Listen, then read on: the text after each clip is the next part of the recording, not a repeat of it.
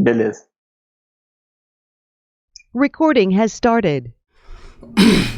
Bom, até aproveitando, vamos dar uma olhada então no padrão Strategy e aproveitando aquela deixa dos slides finais do vídeo anterior, né, que é quando você refatora o Template Method e aí você começa a criar classes e a ter hook classes. A gente vai ver isso no padrão Strategy.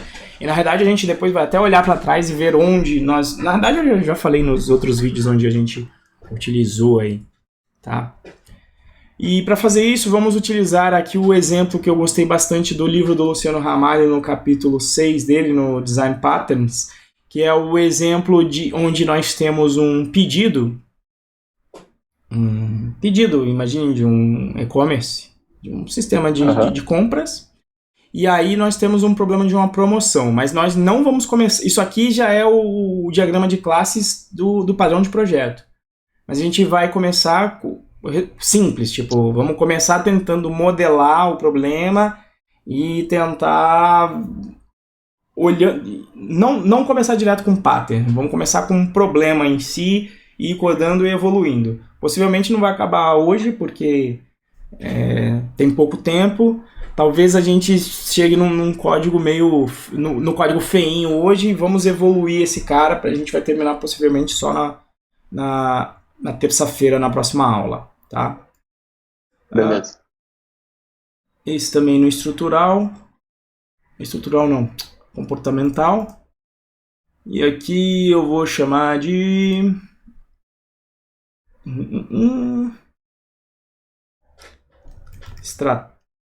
Strategy. Esse eu vou deixar strategy, eu vou deixar em inglês porque é o nome do pattern. Só o nome aqui, tá? E aí vamos chamar esse cara de pedido. Tá? Então vamos começar simplão, sem elaborar muito, tá? Então a ideia do Ramalho é a ideia que nós temos um pedido, onde lá ele define uma classe. Vamos começar com algumas classes, tá? Tem uma classe usuário, que é um cara que, aliás, nem precisa ser uma classe dessa maneira. Vamos utilizar aí para a gente relembrar também os conceitos. A gente vai ter uma classe user. Vou utilizar aqui o name de tuple mesmo. Deixa eu até explicar o problema antes, tá? Qual que é o problema? Imagine que nós temos um pedido, tá? Esse pedido, ele não está aqui descrito as outras classes dele, mas ele vai ter itens listados nesse pedido. Então isso é uma primeira coisa. Esse pedido tem itens. Cada um desses itens ele tem alguns elementos, né? Ele tem uma descrição, uma quantidade e um preço unitário, de forma que aí você consegue ter um total para cada um desses itens, multiplicando a quantidade pelo preço unitário, né? Inclusive nós vimos vimos bastante sobre isso, lembra lá do Python nos descriptors, mas a gente não vai fazer com descriptor aqui, vamos fazer do jeitão simples, tá? Porque o foco não é isso aqui. E a ideia é que a gente vai trabalhar com promoções. Aqui ele colocou 3 promoções. Na verdade eu vou até facilitar. Vamos tirar a promoção do usuário, que aí a gente tem uma classe a menos. Não vai ter classe usuário. Vamos trabalhar só com 2 tipos de promoções, porque aí não tem a classe de usuário. E aí a ideia é que você tenha 2 tipos de promoções oferecidos no seu website. Um tipo de promoção vai ser, por exemplo, quando você compra muitos itens de um só, repetidos de um só. Então, se você pede mais de 10 de um item, você ganha 10% de desconto naquele item. Aliás, em todos aqueles itens que você está comprando, sacou? Então, é 10% em cima do somatório daqueles itens, daquele subtotal. E existe um outro desconto que é um desconto de compra grande, que se o somatório total da compra for muito grande, você ganha 5% de desconto baseado no valor total da compra. E como estamos acostumados na vida real, toda vez que você tem uma promoção, sempre tem lá um asterisco que diz o quê? Todo tipo de promoção não é cumulativo, né? Concorda? Sim. Sempre tem esse asterisco aí em todo tipo de promoção, né? Nunca é cumulativo. Certo? Então esse é o problema. Sacou o problema? Sim. Então vamos começar a modelar. Então a única coisa que eu retirei foi esse Fidelity Promo, porque aí simplifica que a gente não precisa ter classe usuário. Mas só para contextualizar, o Fidelity seria baseado numa fidelidade de usuário. Todo usuário que tivesse mais de 1.000 pontos de fidelidade ainda ganharia, acho que era um desconto de 7%. Aí, então ainda teria um desconto desse tipo aqui. Então vamos eliminar esse cara para ficar mais simples, só com 2. E depois vocês podem dar uma olhada no livro. Inclusive, esse é outra coisa também. No curso, como o objetivo é formar, do ano que vem, é formar Python para profissional, eu vou comprar o livro do Ramalho para todo mundo que fizer o curso. Eu vou dar a opção de legal. Comprar a versão eletrônica, e aí eu vou ver se eu entro em contato com o Rubens Prates, que é o dono da Novatec, para ver se ele faz um descontão também para quem quiser ter a versão impressa. E aí o cara escolhe a versão eletrônica em inglês ou a versão impressa em português. Mas enfim. Legal. Coisas que estão aí na minha mente e ficam aqui, tá? Bom, mas vamos lá. Então eu vou fazer só esses 2 casos que estão aqui. Então vamos começar de forma simples. Vamos fazer tudo do jeito mais simples. Então o meu pedido ele vai poder ter itens. Então vamos começar do mais fácil, que é modelar esse item aqui, tá? Então a gente vai ter a classe item. Vamos fazer com o name de tuple aqui mesmo, que é o mais fácil, até para a gente relembrar. Relembrando, você coloca o nome da classe e depois você pode colocar os parâmetros como uma string separada por espaços. É uma forma de fazer, né? Então tem descrição, preço, onde preço é preço unitário, e quantidade. Beleza? Razoável? Vai ter o pedido, uma classe pedido. E aí a minha classe pedido, o que define uma classe pedido? Bom, uma classe pedido, ela vai ter... Eu vou até utilizar aqui a notação de proteger as coisas. Para a gente tentar utilizar aqueles princípios, se lembra do encapsulamento, de tentar sempre utilizar ponto. Eu vou ficar fazendo essas observações para a gente brincar com o que a gente já viu aqui no Design Patterns, do que a gente já viu de encapsulamento até agora. Beleza? Beleza. Então nós temos itens. Um pedido tem itens. E inclusive...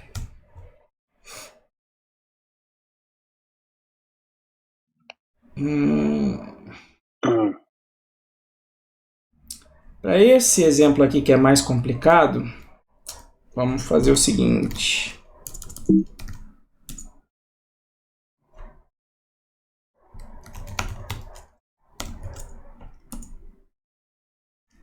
Python-m venv, vou colocar num diretório escondido aqui, venv. Vamos criar um virtual env, porque eu vou instalar o PyTest, tá? Vamos fazer com um teste, porque esse cara aqui vai ser mais complicado, né? Vão ter algumas classes, vão ter mais coisas, então vamos fazer com um teste, fazer o negócio mais elaborado, porque o strategy ele é legal, a gente vai fazer mudanças, vai evoluir esse cara, então vamos fazer esse aqui bem feitinho, sem preguiça. Vai varar a aula esse daqui, porque esse daqui vai ser interessante fazer, enfim, bem feitinho mesmo. Então, source venv-bin activate, e aí a gente até relembra das aulas do PyPrático. Ativo esse cara, Dou um pip install pytest.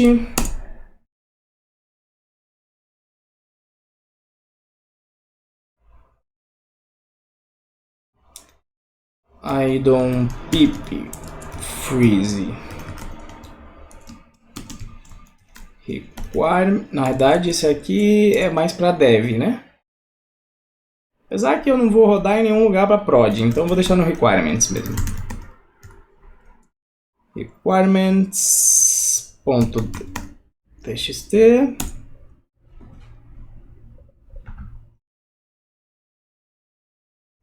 Deixa eu adicionar isso aqui. Ok. Aí eu tenho que agora alterar o interpretador para este virtual env que eu criei. Qual que é o atalho que você usou aí para abrir o... No Mac ele é command vírgula. No Mac você tá? Ah, legal. Sim. Command vírgula. Aí você vê aqui no Venv, Bin, Python. Ele já encontrou aqui o PyTest. Dou um apply. E em Tools.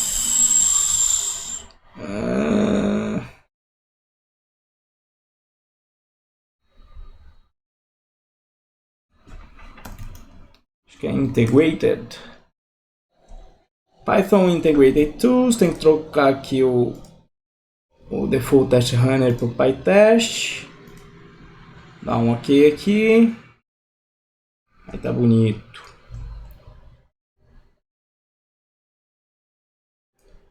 E aí vamos criar aqui vou criar uma pastinha aqui mesmo, aqui dentro mesmo, com testes.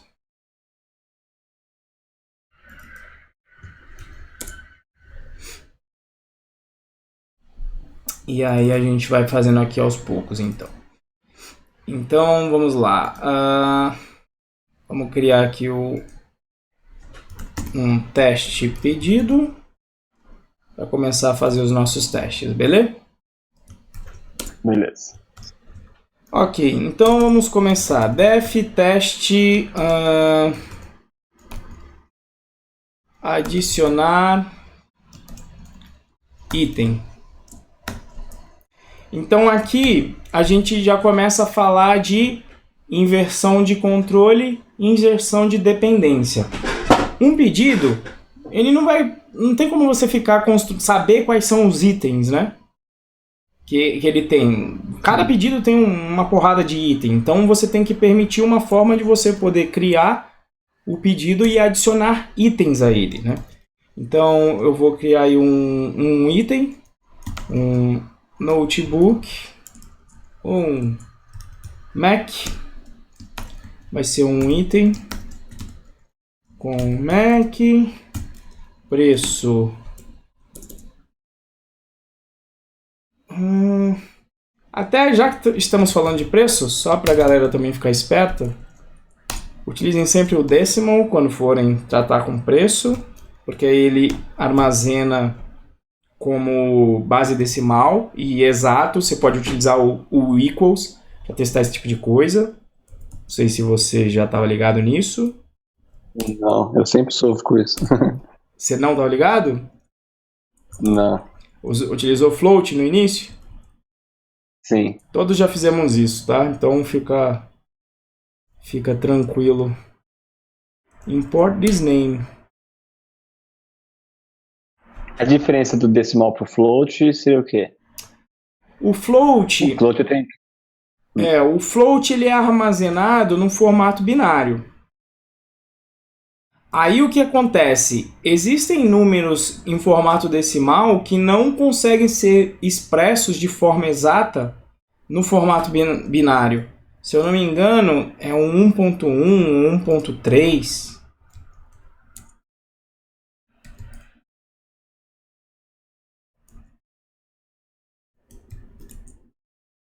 Putz. Um desses daqui era 1.1 mais 1. A galera fazia uma soma que era clássica, que não dava certo, que dava uma dízima em binário. Aham. Agora, qual é que são elas? Era 1 ponto alguma coisa. 1.7. Putz, qual que era?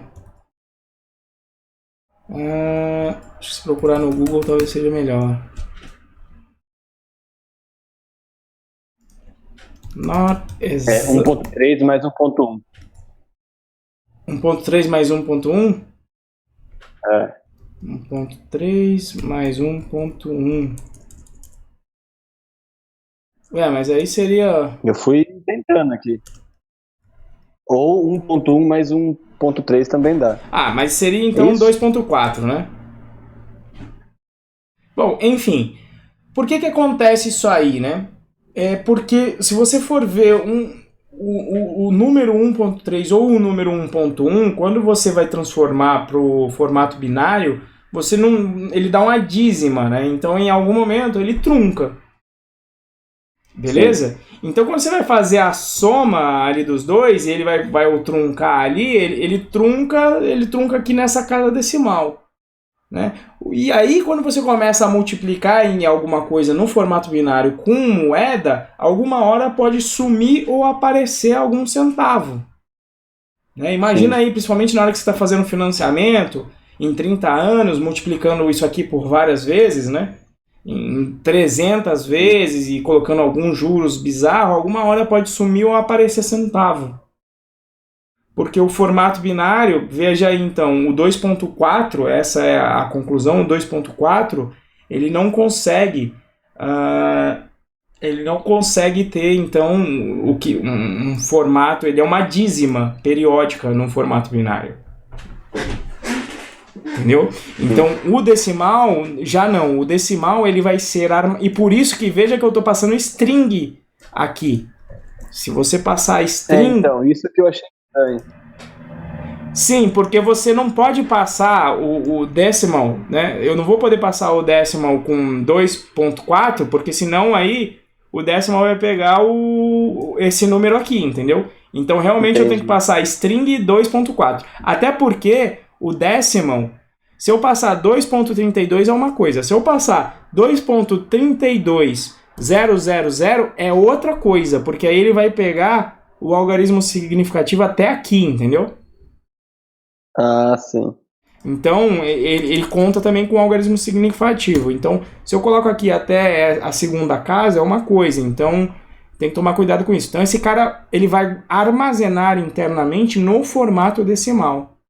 Então, em Entendi. Geral, você não vai ter perda por conta dessas conversões para o formato binário.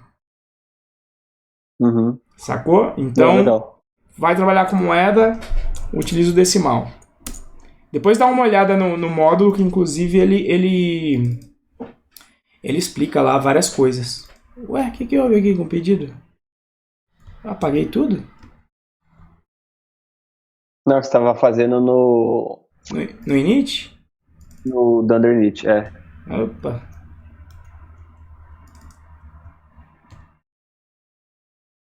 Podia fazer, né? Não tem problema, mas não gosto muito de colocar as coisas no init, não. E por que ele não deixou... acho que ele não gosta porque eu criei com named tuple ou ele não tá gostando muito. Eu consegui aqui. É? Import this name.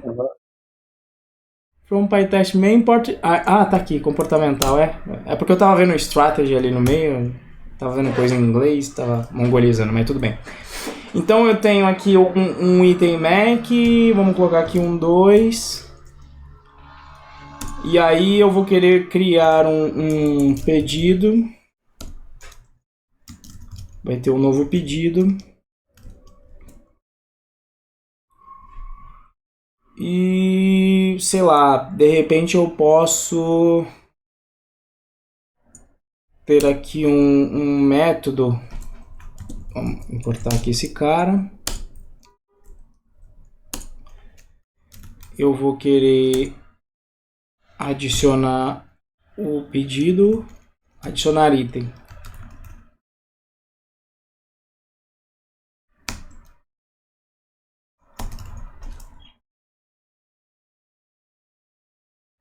Adicionar Mac. E aí eu vou querer me certificar que o len do pedido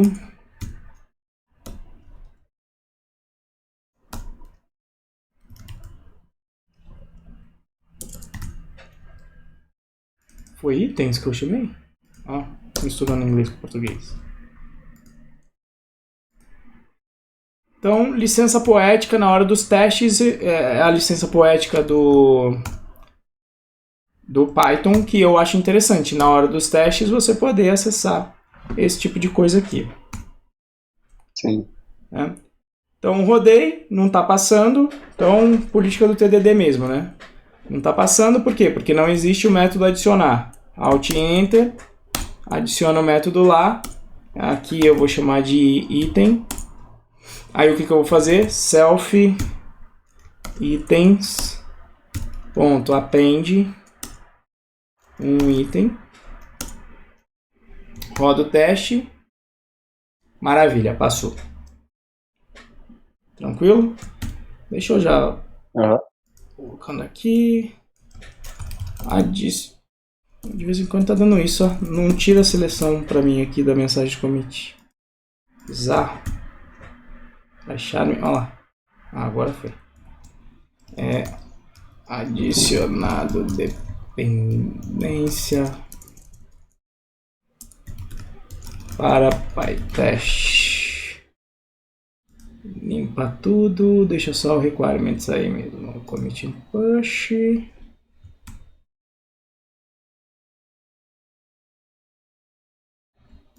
Beleza. Vamos lá para o teste do pedido. Então, o primeiro teste está lá. Primeiro teste, vamos ter baby steps total, né? E aí, qual que é a ideia aqui? Vamos começar tranquilo, então. A ideia é que o teste total...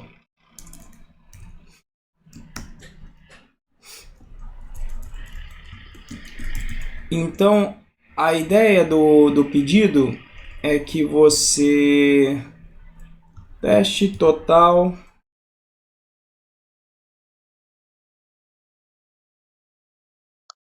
Sim, vamos começar simples mesmo.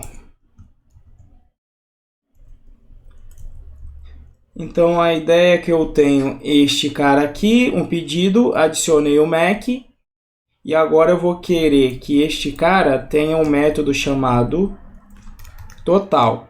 O que o total vai ter que fazer aqui nesse caso? Ele vai ter que pegar os itens do pedido e retornar o vezes 2 ali, né? Então esse cara aqui vai ter que ser igual a quem? A um decimal. Vai dar 18.64, né? Então esse é o legal do decimal também.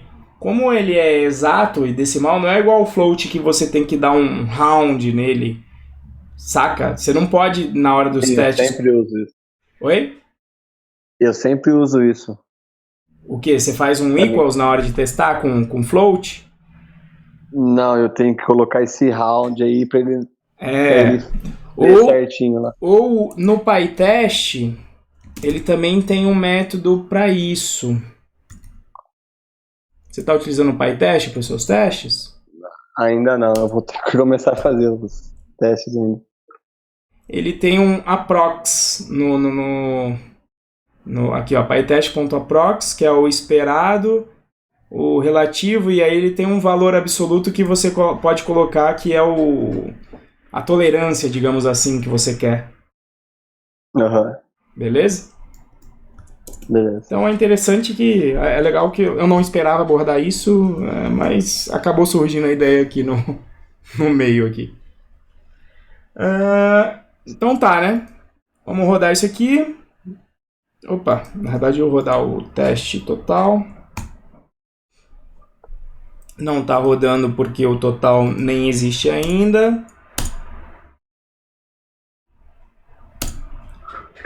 Agora o total existe, a mensagem vai ser diferente de erro.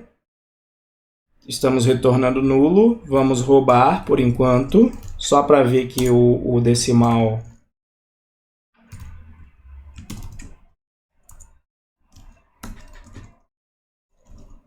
funciona com equals.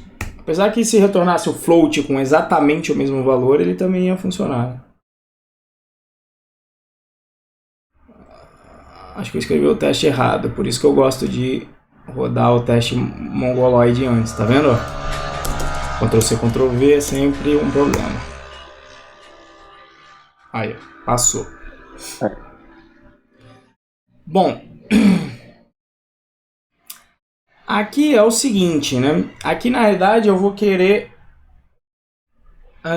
variar os pedidos.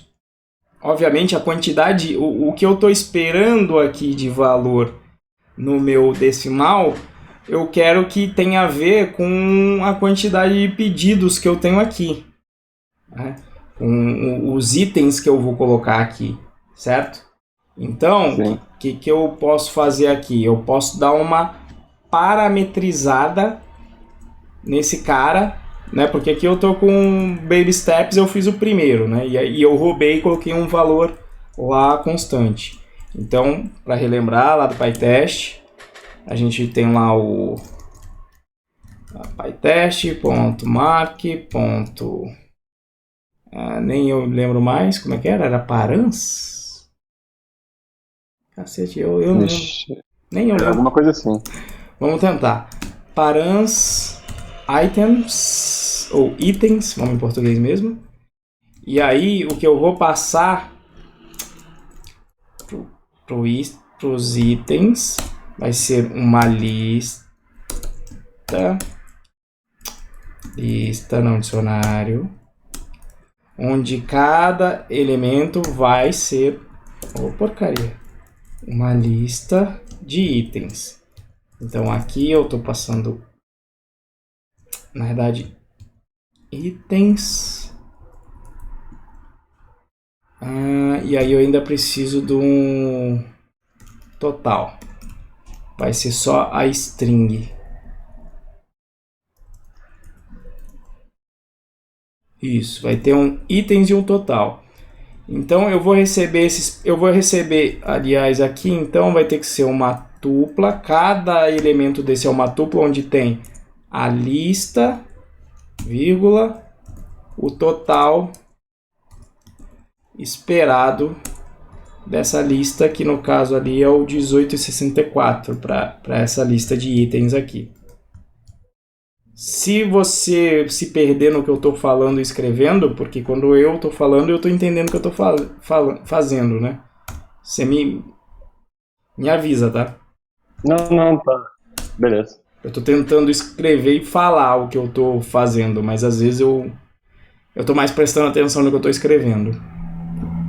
Apesar que isso que eu faço é bom para testar, para treinar para entrevista de emprego, né? É exatamente isso que você tem que fazer. Codar e explicar o que você está fazendo. Sacou? Então, é uma lista onde cada elemento é uma tupla, né? E aí ele pega o primeiro elemento da tupla, ele vai jogar no lugar de itens. O segundo, ele joga no valor de total. E aí eu tenho que receber, então, aqui o primeiro parâmetro, que é o item, o segundo no total. E aí a minha ideia é, eu não preciso mais disso aqui.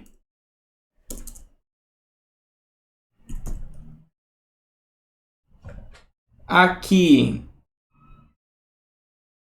eu podia fazer uma mudança no adicionar. Por quê?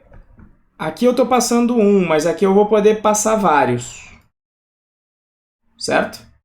Sim. E aí eu teria que fazer um for aqui se eu quiser continuar com esse adicionar. Ou você torna isso mais flexível, fazendo o quê? Vem aqui, transforma isso aqui no itens. Aliás, por enquanto eu não vou mexer. Deixa assim por enquanto. Deixa o teste para não dar merda. Deixa eu primeiro refatorar ali e depois mexer nisso. Primeiro faz mexer. Vamos na política do TDD. TDD total mesmo. Deixa assim por enquanto, depois a gente mexe. Por enquanto, esses itens, eu sei que só tem um aqui. Daqui a pouco vai ter vários. Por enquanto, vamos colocar a gangue assim, porque eu sei que só tem um. Mas daqui a pouco vão ter vários e a gente refatora depois que eu terminar isso aqui. Né? E aí eu vou passar o total já nesse decimal aqui, que é o valor que está aqui nessa string. Beleza? Uhum. Vamos rodar para ver se funciona, até para ver se é parans, que eu não lembrava. Vamos ver, parece que deu merda aqui. Fixture. Então não era parans.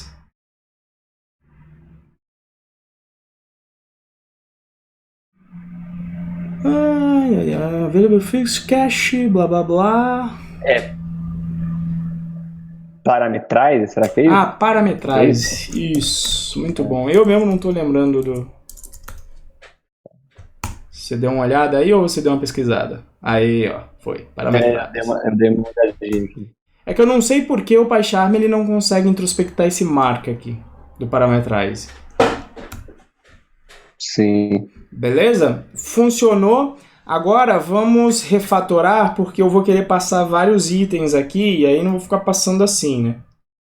Eu quero refatorar para fazer o quê? Inclusive, deixa eu rodar os testes em todos, para rodar todos aqui, para rodar os dois. Eu quero refatorar para fazer o seguinte, para eu poder passar a lista inteira e continuar funcionando. Aí isso aqui já vai dar merda. Aliás, eu esperava que desse merda e não deu, né? Sim. Enfim.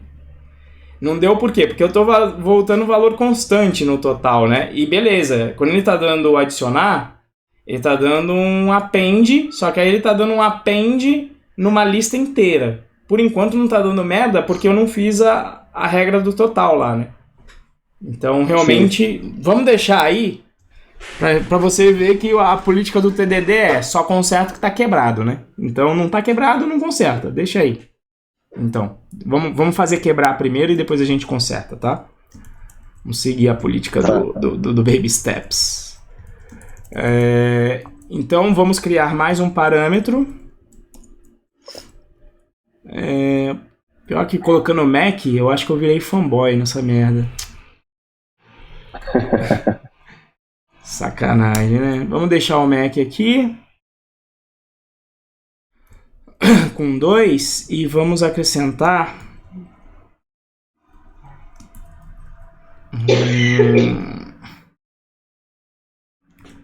um Galaxy. Então, só para não dizer que eu virei completamente fanboy, com 1.03. Vamos colocar 3 unidades aqui.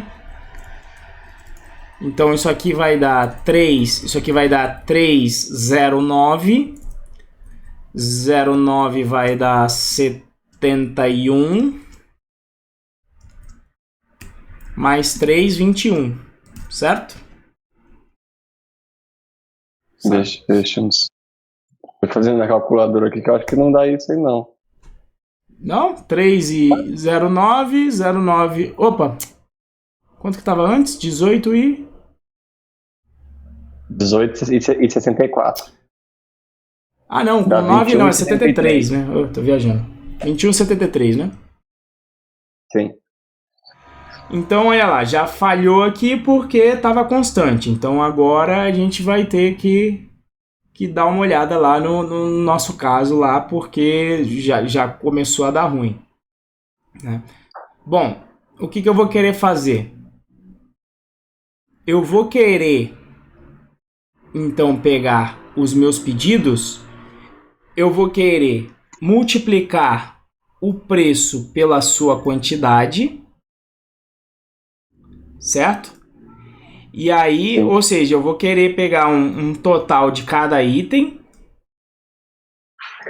E aí pegar desse total de cada item, aí eu vou querer somar esses totais de cada item para gerar o total dessa fatura aqui, certo? Uhum. Pergunto, seria legal eu multiplicar o total de cada item aqui dentro? Fazer... O total de cada... porque se eu fizer isso, eu vou estar fazendo o quê? Dentro do pedido, eu teria que iterar sobre a minha lista de item, e para cada um dos itens eu ia ter que fazer assim. Preço vezes quantidade. Certo? Entendi. Vamos até fazer isso. Vamos fazer assim, ó. Vamos tentar fazer. For item em self.itens.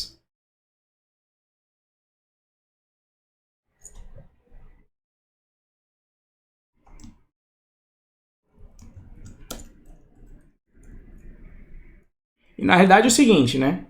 Isso aqui é uma tupla, né? Sim. Então eu posso pegar pelas posições. Esse é o primeiro, esse é o segundo, esse é o terceiro. Certo? Então eu estou interessado em... Não estou interessado no nome. Estou interessado no preço e quantidade. Certo? Certo. E aí o que eu estou interessado em fazer com esses caras aí? Em multiplicar todos eles. Né? Sim. Então, vamos tentar. O que eu estou interessado? Retorno já uma lista fazendo preço vezes quantidade. Concorda? Que aqui já resolveria?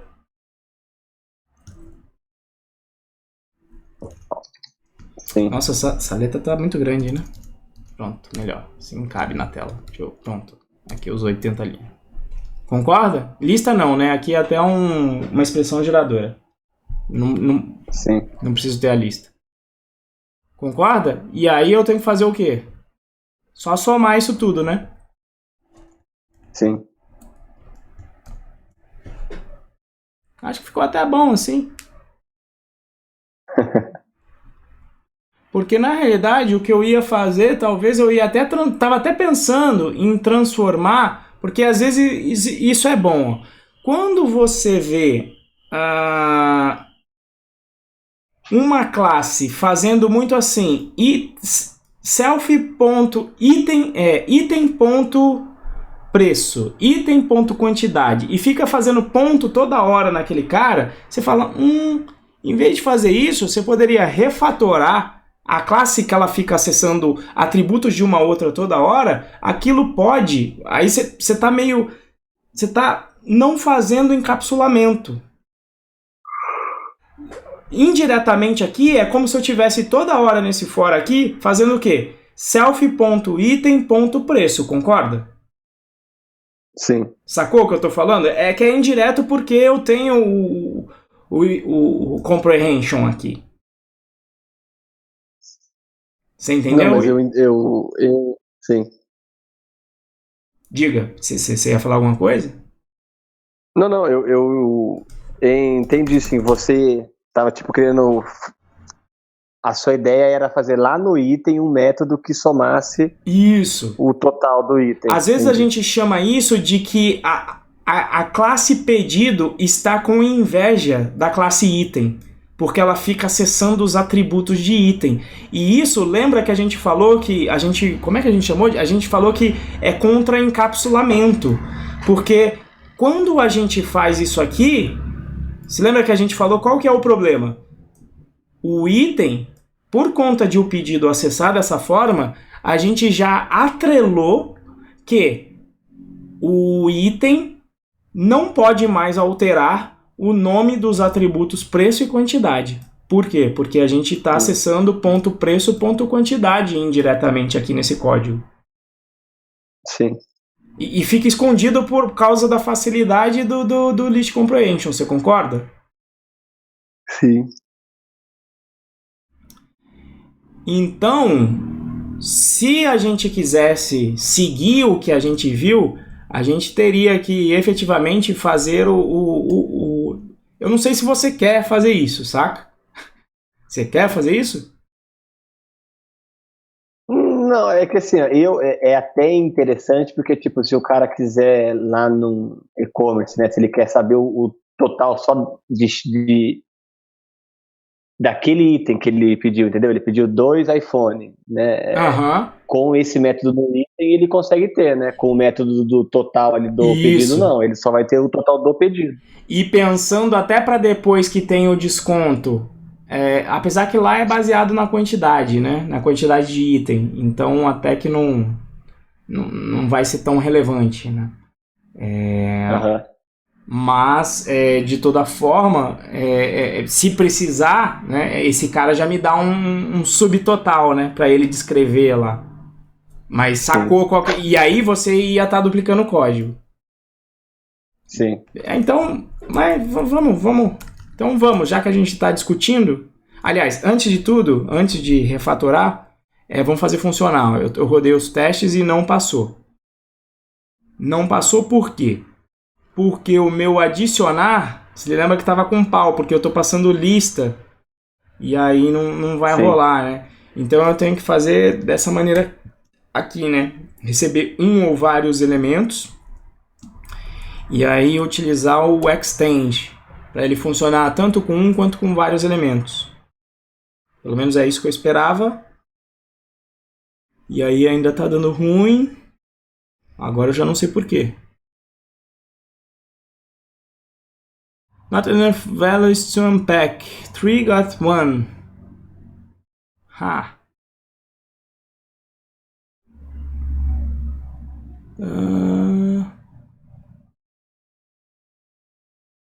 Não, é cada... não, eu fiz besteira aqui. Na verdade é o preço Não, cada um dos elementos é uma tupla. Eu que fiz besteira aqui. Cada um dos elementos é uma tupla.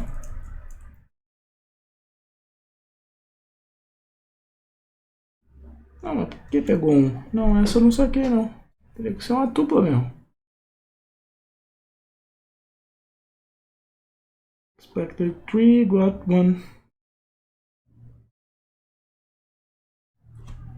Agora eu fiquei bolado. Não, é pra ser a tupla aqui mesmo. Deixa eu ver, investigar aqui esse self.items. Items não, itens que tá com N. Self. Vai ter uma lista dentro de outra lista. Aí deu ruim. Tá. Agora já sei o que deu merda aqui. Além de trocar isso aqui, já que eu estou no teste pedido, passando uma lista aqui, eu tenho que lembrar de desempacotar esse elemento, né? Senão ele vai passar somente um elemento, que é a lista, né? Lembrou? Aham. Aí não vai dar ruim mesmo. Agora sim, passou. E veja que ele fez a soma direitinho, não tem aqueles problemas do float, não corre aqueles problemas do float por conta disso. Sim. Aí agora que ficou assim, a gente poderia, já que os testes estão passando, a gente poderia dar aquela refatorada com um class aqui, criar um init.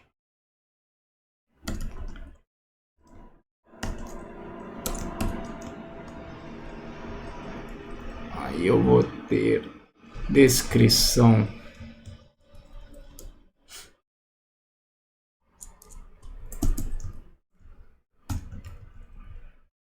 Preço e quantidade.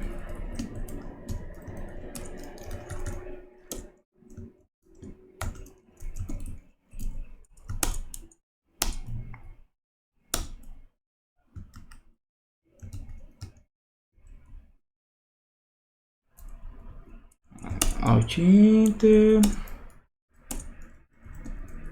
Eu só acho que eles tinham que ter um adicione todos os campos aqui, eu adoraria. Tem que mandar lá. Verdade. No Eclipse tem, para Java.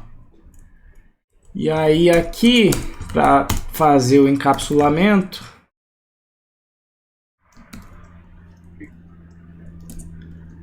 return self preço vezes descrição, porque aí você só faz ponto o que você quer. Descrição não, é quantidade, né? Quantidade. Aí Aí aqui vai mudar um pouquinho agora. Aqui agora realmente eu vou pegar o item.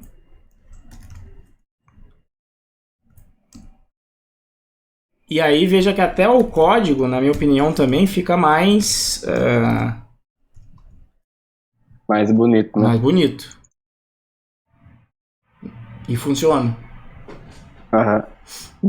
Ficou bem legal mesmo. E aqui, se você que só para gastar, né, pra gente terminar. Já que eu não tô fazendo nada, né? É só pegando o total, né, de item. Sim. Porra, só pra isso aqui acho que daria pra fazer com um map praticamente. Ah, mas aí seria com o método da classe, seria meio escroto. Ah, tudo bem, não, deixa assim mesmo que acho que tá bem claro, né? Não usar map, não. Mas daria pra usar map com utilizando o método da classe, mas é meio escroto. Não é tão bom, não. Deixa assim mesmo. Beleza? Beleza. Tranquilo? E aí, na realidade, o que a gente vai ter para depois, esse total é o total.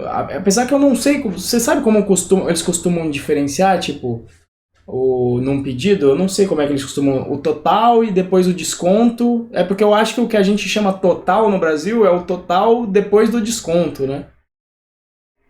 Sim. Eles têm, o total é o depois de já aplicar o desconto. Antes disso, eles têm um outro nome. O que é o total quando ele soma tudo?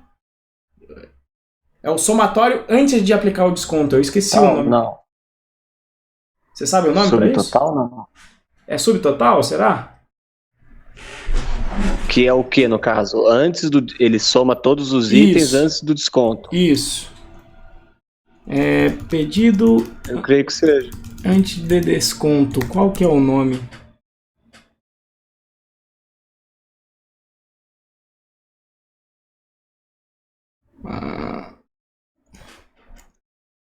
Eu não vou encontrar isso aqui. Mas sacou como é que era, né? Seria um... Sim. Eu acho que seria até bom. Eu vou chamar isso aqui então de subtotal. O subtotal, então, vai ser o total antes do desconto. Beleza? Beleza. Não tem nome, a gente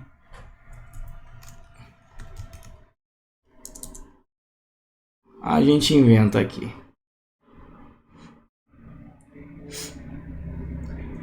Então é isso.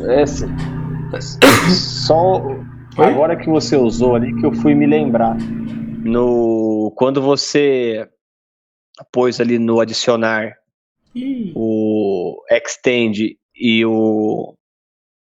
no item ali o asterisco ali, é porque se ele mandar um item só, ele vai adicionar. Se ele mandar vários, ele vai adicionar um a um. Ele vai rodar aquele adicionar várias vezes ou não? Ele roda uma vez e o extend que cuida disso. Isso, o extend cuida disso.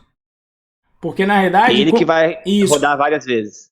O extends ele vai cuidar disso sozinho. Porque o extend sempre trabalha com lista, né? Na verdade, quando eu mando um só, ele coloca isso aqui no formato de lista para lá. Ele manda... não uma lista, né? Ele vai mandar uma tupla com um elemento só, como parâmetro para o adicionar. E aí, quando eu faço isso aqui, ele vai mandar a tupla com todos os elementos desse iterável que eu estou enviando aqui. Entendi. Não, porque em um projeto meu aqui eu estava usando o if, entendeu? Se tiver um elemento, faça isso. Se tiver vários, faça, sabe, aqueles if bem feios assim. Ah, sim. Agora eu vou por isso aí. Se você faz o método com o varargs, a vantagem é essa, porque você sempre vai recebê-lo você sempre vai receber esse cara como vários. E também existe um padrão de projeto para isso que você tá para esse problema, para você não utilizar o if, que chama composite. Composite. Que é você... Vou dar uma lida nele. Olha lá, para representar um objeto pela composição de objetos similares. Não, é composite? Será que é o composite? É que às vezes eu não lembro pelo nome. É um padrão de projetos para representar um objeto formado pela composição de objetos similares. O objeto pressupõe uma hierarquia. Não, não é exatamente isso. É que você trata um...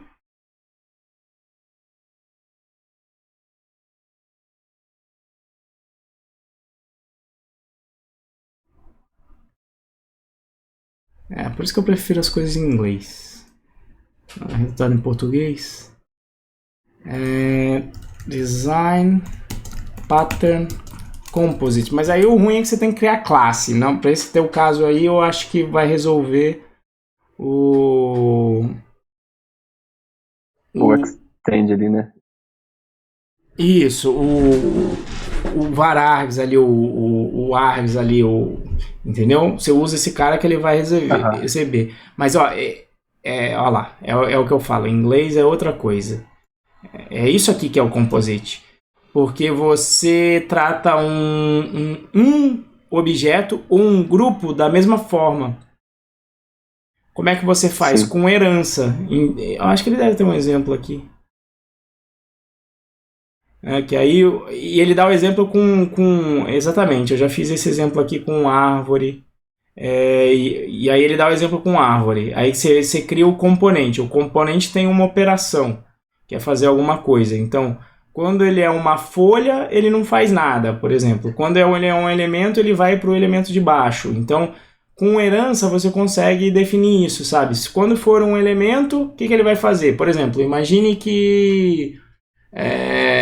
sei lá, qual que era o seu elemento qual que era o seu... Você tem um exemplo concreto para eu poder dar o exemplo do que isso aqui faria?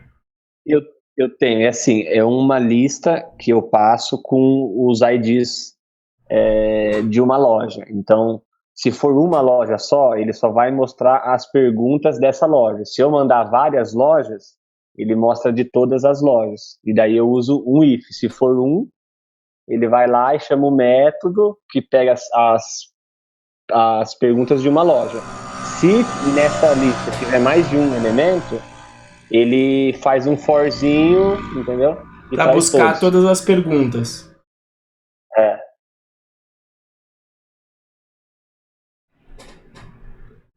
É um objeto do tipo loja? Quem é o objeto que tem perguntas? O objeto loja. Loja, então, tem sei lá, um atributo perguntas que, sei lá, uma lista de strings, é isso? Sim. Então, vamos supor que eu tivesse aí sei lá, vamos supor que seja um extrator de perguntas, tá? Que recebe por exemplo, o extrator de perguntas abstrato. É o cara que vai te retornar uma lista de perguntas. E o método dele é extrair perguntas, certo? Sim. Sacou? Esse é o abstrato. E é o composite, né? O extrator de perguntas de uma loja é uma subclasse desse cara. Quem que ele recebe? Ele recebe uma loja só. Beleza? O que ele faz? Entendi. Ele vai simplesmente lá no perguntas e extrai esse cara de lá. Na execução do método dele. Só isso. E aí você vai ter o extrator de múltiplas lojas. Ele vai receber uma lista de lojas. E lá na execução da lógica dele, ele faz um for. Né? A única coisa é que você teria só que o único if que teria seria um map do tipo da lista, né? Se for muitas lojas, o cara vai escolher o construtor do extrator de múltiplas lojas, né? Caso contrário, ele escolhe do outro. Mas aí tá num mapa. Isso. Saca? Então aí ele vai usar de polimorfismo, porque se o objeto está dentro de um mapa, aí não tem problema, porque aí de acordo com o composite, se tiver no mapa, se for o múltiplo não interessa, ele vai sempre chamar o mesmo método, que é o extrair.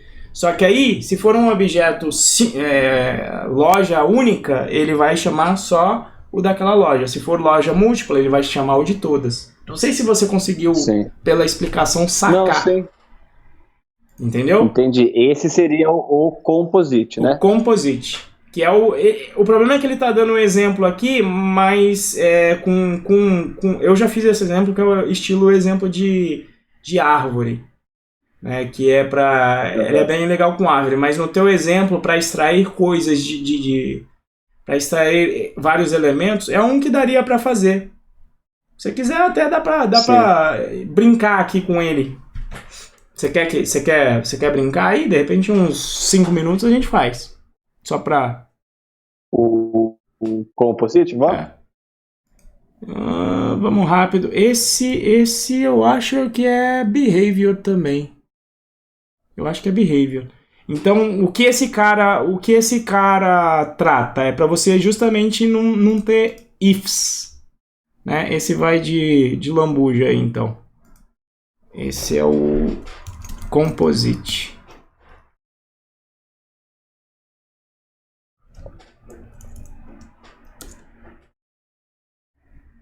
E como é que o cara escolhe uma ou várias lojas? Ele tem um form para isso? Ele tem uma interface para isso? É um input. É um input. Um select, né? Então ele pode selecionar uma ou várias. Ah, então vem um select lá, né? Então beleza. Então ficaria mais ou menos assim, ó.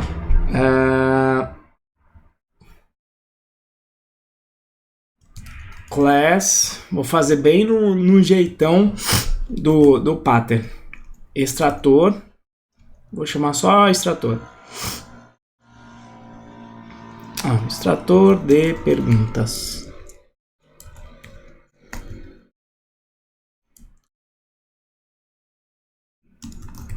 Perguntas. Def extrair. Aqui eu vou até fazer o seguinte.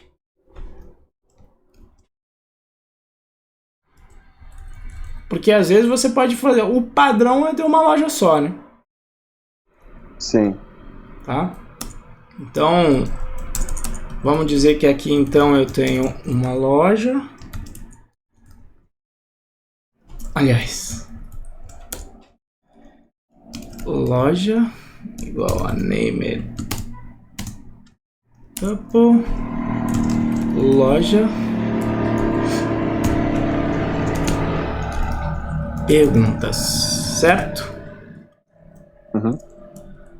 E aí eu tenho aqui a loja 1.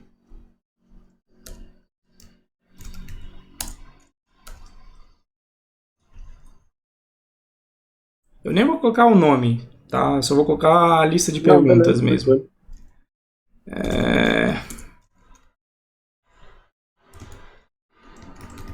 Gosta de... Opa! Loja 2 gosta de fruta. Gosta de cerveja.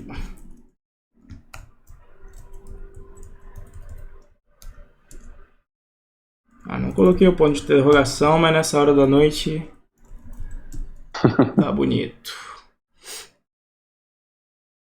Né? Então a ideia é que teria aí essas duas lojas. Em uma é um caso só, mas aí eu teria uma lista. Em algum caso eu teria a lista com as duas lojas, né? A loja 1 e a loja 2.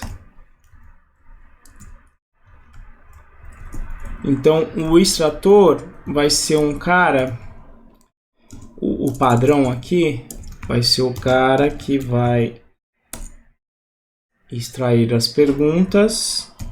Esse aqui, eu nem estou fazendo... No padrão eu teria que ter uma classe abstrata, né? E todo mundo deveria herdar dele. Eu vou pular a classe abstrata aqui, porque por padrão é o cara que extrai de uma só. Tá? Mas o ideal seria realmente criar a abstrata. É o loja, self.loja,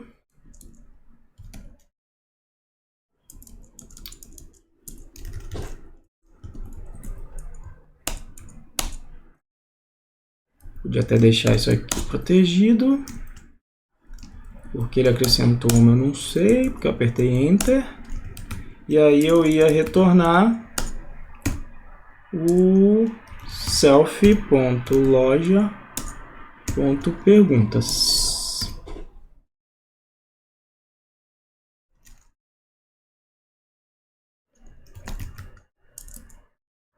Ah, aqui ele não vai gostar disso.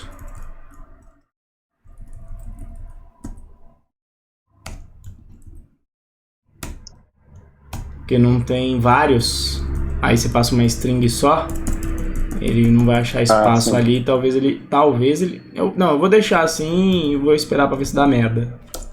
Mas eu acho que talvez dê merda. Ele vai tentar dar na split vai pegar 0. Vamos tentar fazer aqui um amém. Ele vai pegar o extrator de perguntas, vai passar a loja que ele pegaria pelo ID, né?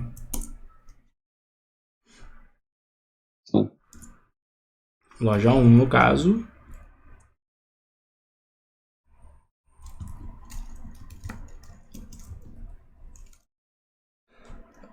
Ponto extrair.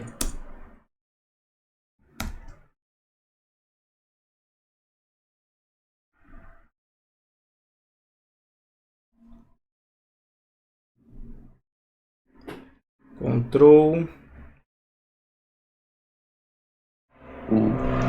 Shift R. Loja out has no attribute perguntas. Ah, foi por isso que ele não gosta de roupa, beleza.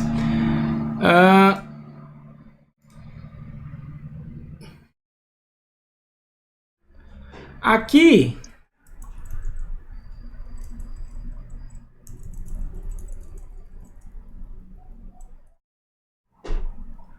você poderia inclusive utilizar o padrão factory, né? Porque se vem de um aliás, vamos resolver isso depois. Vamos agora pegar aqui um problema de cada vez. O composite, então, você daria da mesma classe, só que aqui esse cara receberia uma lista de lojas, continua bem parecido, né? Esse cara aqui e aqui. A única coisa é que aqui eu vou ter que retornar a lista com todas as lojas, né? Então eu vou ter que, na realidade, fazer estilo um extends ou um change todo mundo. Então eu vou dar um list. Caralho, como é que eu vou dar um chain aqui para todo mundo? Eu queria utilizar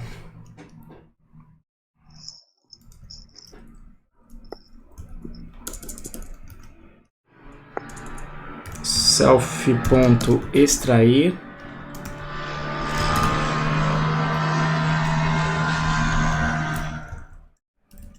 Você vai entender o porquê aqui. É que seria fácil de fazer isso se ele for um generator. Então, só que como eu já comecei ali a dar um print com lista, então eu vou criar um extrair só para poder utilizar o generator.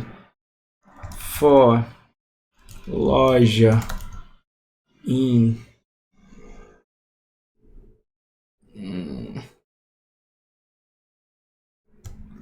self.lojas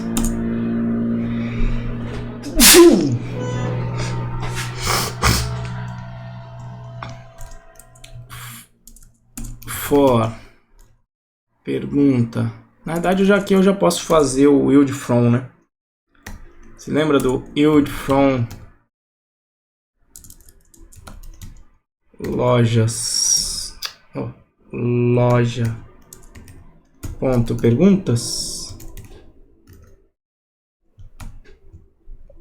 Apesar que eu acho que tem um método que ele meio ele consegue fazer isso aqui que eu tô querendo, que ele é, como é que se chama isso? você quer extrair os elementos... extrair os elementos, mas eu acho que isso aqui já funciona. Mas você entendeu o que eu fiz aqui? Sim. Tá? Então eu estou iterando e aí eu estou dando um yield em cada uma das perguntas. Estou dando aqui. Ou seja, na prática eu vou gerar é como se eu gerasse um listão disso, né? Só que como eu quero dar um print aqui, eu só deleguei para o método extrair para poder gerar um list para o print sair bonitinho. Né? Então, print extrator de perguntas, só que esse seria o extrator de perguntas, o mouse morreu. Múltiplas lojas. Você tinha que dar um nome melhor do que eu dei aqui, tá?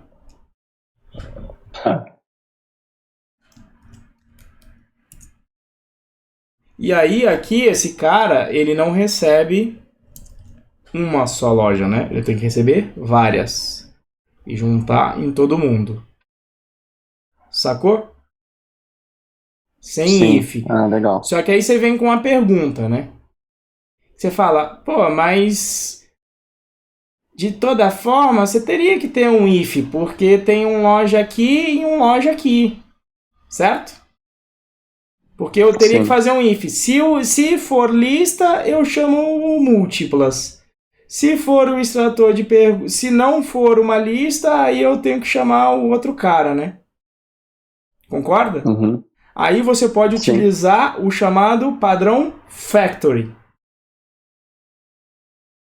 Que é o quê? Se for uma lista, na verdade, você usa o padrão factory, que é o quê? Construir um objeto em tempo de execução de acordo com algum parâmetro. Certo? E aí, como é que você faz isso? Você pode, por exemplo... apesar que aí seria com type, né? Mas aí poderia ser assim, ó. Você coloca assim, DCT... esse aqui chama factory, tá? DCT, deixa eu ver se eu lembro disso. Factory. Aí o que eu tô querendo conectar? Eu quero conectar o tipo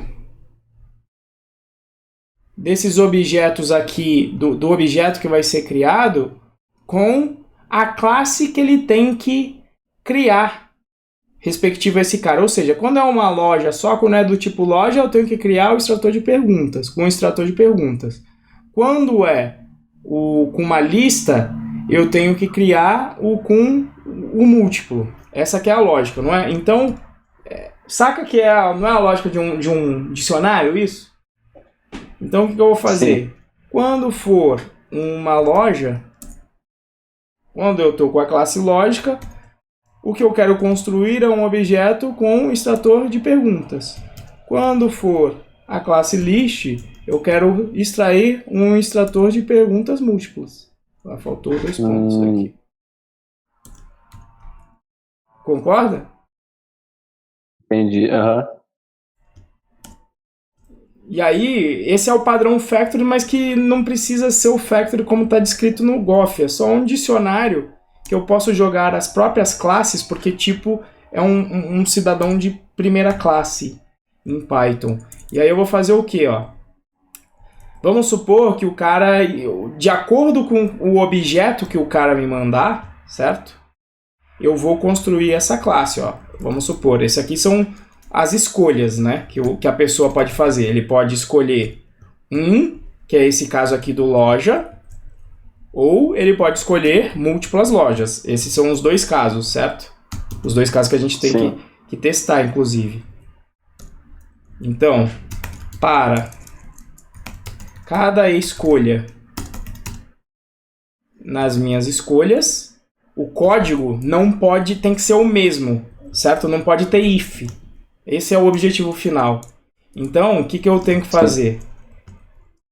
Vai lá no meu DCT Factor, pega a classe que eu tenho que utilizar para construir, certo? Eu tenho que pegar de lá. Vou pegar de lá como? Pergunta para minha escolha quem é o tipo dela. Porque baseado no tipo dela, eu chego na classe se é o extrator de pergunta ou no extrator de pergunta múltipla, certo? Eu não sei se isso aqui vai funcionar. Vamos testar isso aqui.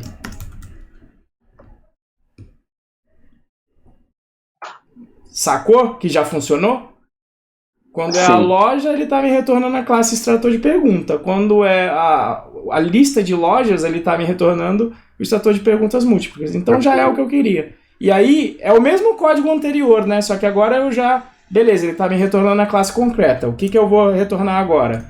Agora eu pego o extrator, que quem vai ser? Ou é o de pergunta ou é o de pergunta múltipla. Não interessa quem é. O construtor é o mesmo para os dois. Ele recebe o objeto embrulhado, que é a escolha que você fez, que pode ser uma ou mais lojas, não interessa. Só que como é um composite, ele consegue extrair as perguntas para você, independente se é de uma ou de mais lojas. Aqui o que era? Extrator extrair, né?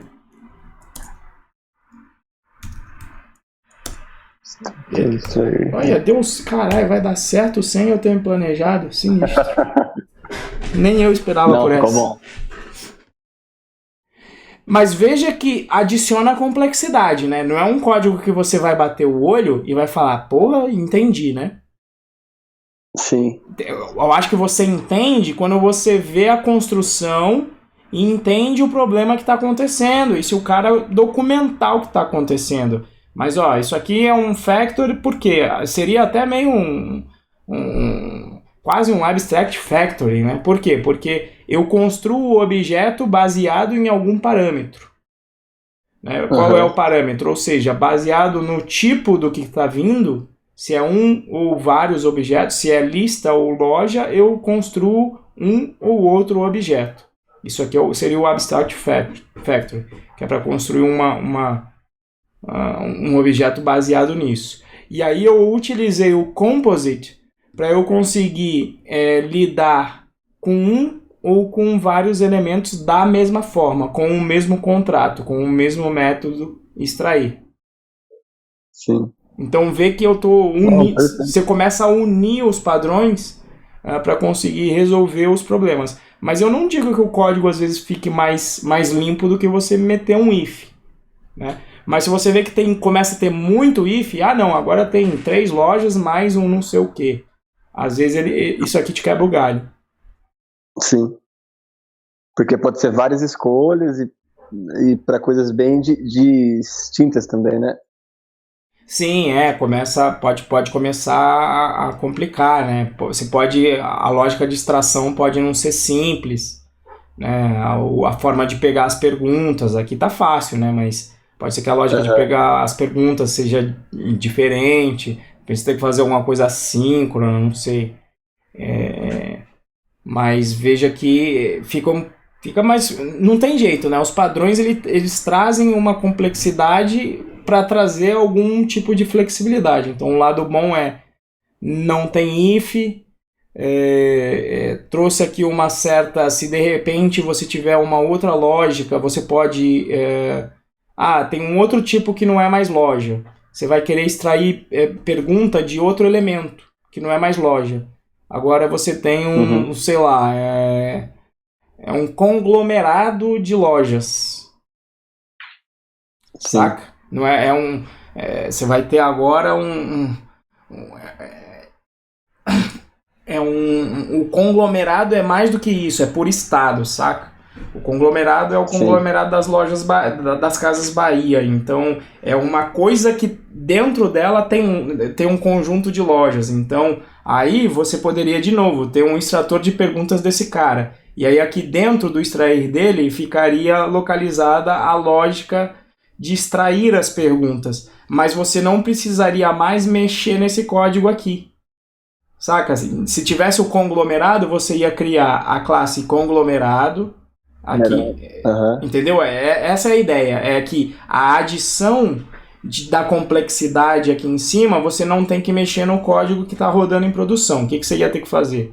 Adicionar o conglomerado aqui em cima, adicionar um extrator de perguntas para o conglomerado, Aí aqui no extrator de perguntas de conglomerado ia ficar a lógica só da extração de perguntas, e aqui você ia ter que conectar o conglomerado com o extrator de perguntas do conglomerado.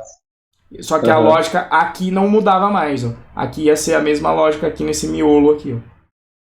Sim. Entendeu? Uhum. Aqui já não. Se você tivesse os ifs por aqui, aí você ia ter que enfiar a mão nos ifs por aqui, né? Sim, fica muito feio e até pra você ler, assim, sei lá, fica meio estranho. Quando começa a ter muito... Eu brinco que a lógica é a seguinte, na realidade, né? Se você só tem 3 ifs ali, tem um if, um elif e um else, beleza. Agora, quando você começa a passar disso, aí é hora de você refatorar e pensar em um padrãozinho para melhorar aquilo. Sim. Beleza? Então fica de lambuja aí o que eu não esperava, fica o composite e um pouco de abstract factory aqui, que seria implementado com um simples dicionário conectando um tipo a outro. Eu nem sei se a gente vai chegar a ver abstract factory, se a gente veria nas aulas aí, mas enfim, fica um exemplo aí. E aqui acho que não tá como no Goth, porque no Goth dá maior trabalho implementar isso aqui. Uma classe abstrata, abstract factory para conectar as classes, dá maior trabalho. Beleza? Sim. Beleza, então, Renzo. Então é isso aí, cara. 11h40, nos vemos aí na quinta-feira hoje. Então, bom final de semana para você e para quem estiver vendo aí o vídeo. Nos encontramos novamente na terça-feira que vem. Beleza, então. Falou, cara. Abraço. Falou, Renzo. Tchau, tchau. Abraço.